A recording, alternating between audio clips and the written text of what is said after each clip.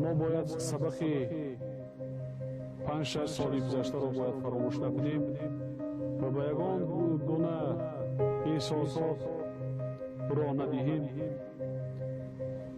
تمام کوشش ها را بخرج دهیم که همدیگر فهمی، دوستی و برادری تمام خلقیت ها و ملیت هایی که در وطن عزیز ما و محبوب ما زندگی میکنند آن باید تامین باشد و این دوستی، این برادری میتواند کشور ما را باز هم زیباتر و تیزتر از این کریزیس های سیاسی و اقتصادی رها دهد.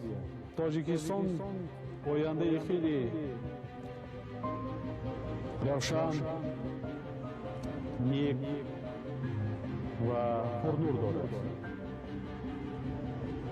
من باوری کامل دارم که در وقت تماشای این فیلم شما از گفت سخنرانی و فکرانی بسیار هموطنان بزرگمرزی ما درست درک میکنید که چگونه